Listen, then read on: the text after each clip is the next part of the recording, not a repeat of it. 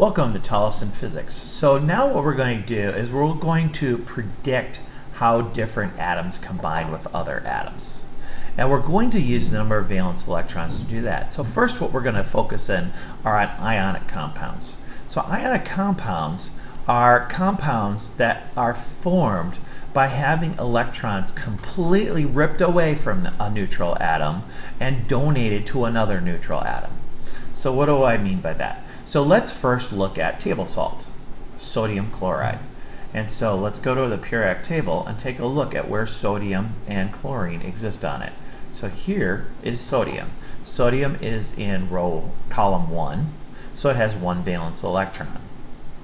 If I go all the way over to the right side of the periodic table, we have chlorine. So chlorine is in column 17, which has 7 valence electrons. And so atoms are more energetically stable if the outer shell of electrons, or the valence shell of electron, can be filled. And so at these levels that we're looking at, our goal is to get to 8. So if we go back, well actually no, let's stay on chlorine. So chlorine already has 7 outer shell of electrons, 7 valence electrons. So what's the easiest way to get to 8?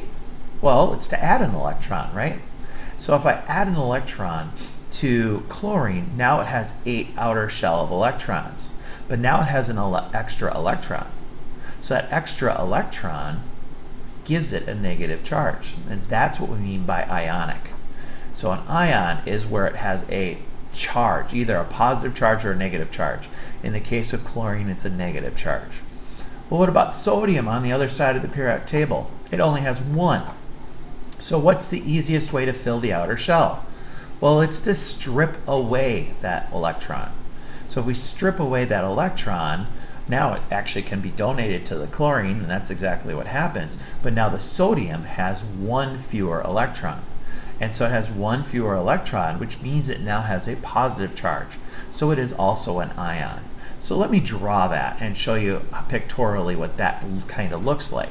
So the symbol for sodium is Na.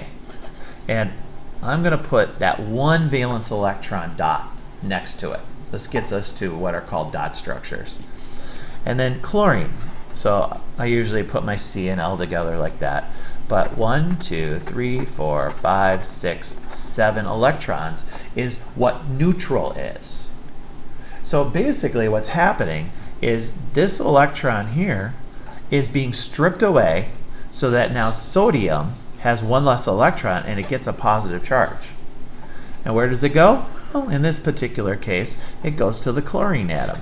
So the chlorine atom has now 8 outer shell electrons. That's 1 more than it had before, so it actually has a negative charge.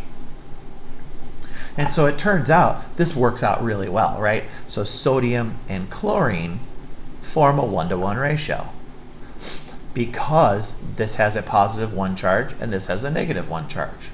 Well, what about something a little more complicated?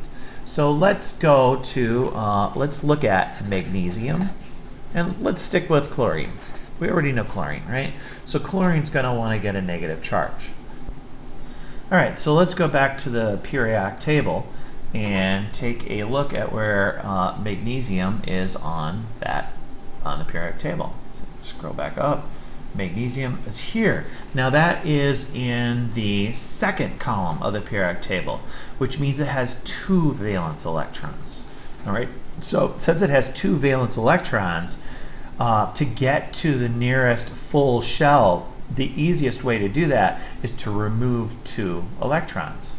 So if I remove 2 electrons, that's a double positive charge. Right. So I have a double, I have 2 electrons.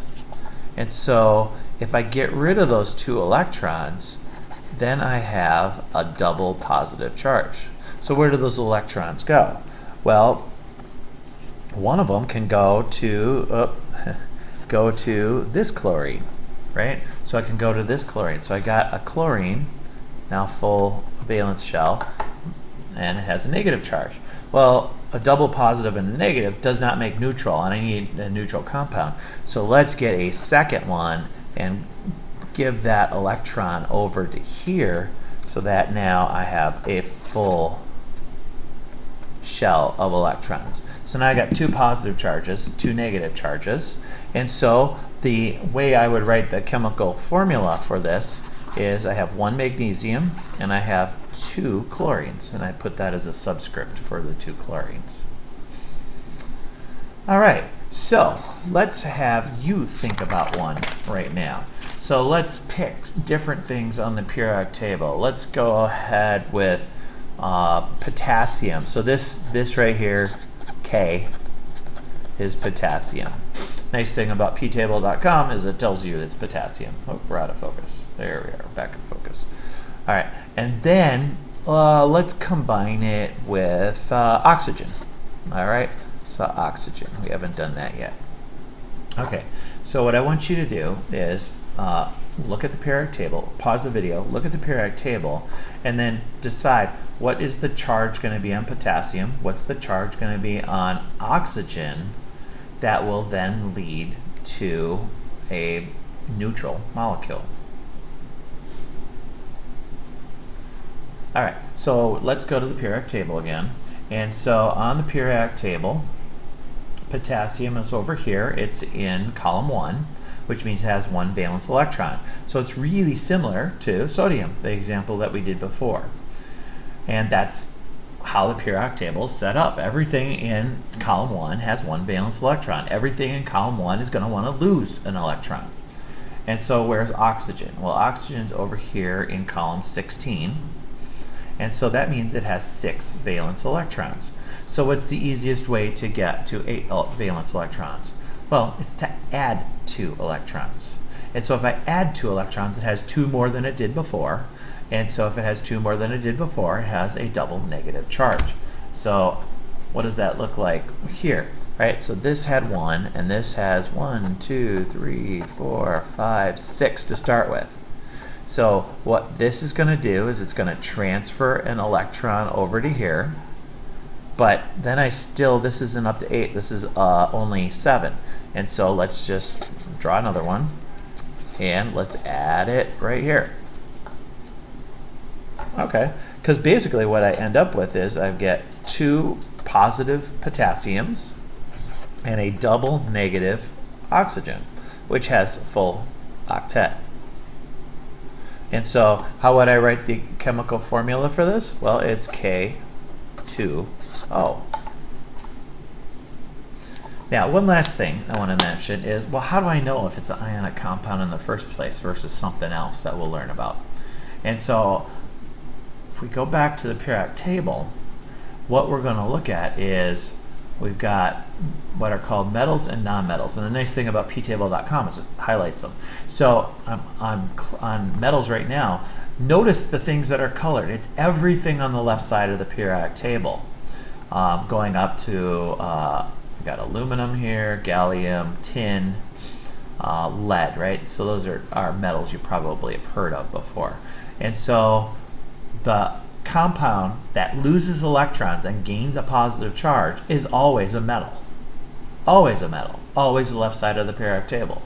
And then if I click here on nonmetals, look at the nonmetals. It's a very small part of the periodic table, but this is a very important part of the periodic table because molecules of life are composed of carbon, nitrogen, oxygen, phosphorus, sulfur. All right. So to have an ionic compound, you have to have a metal and a nonmetal. And what do the nonmetals do? They always gain electrons and always get a negative charge. So that's one way for you to be able to determine whether you have an ionic compound.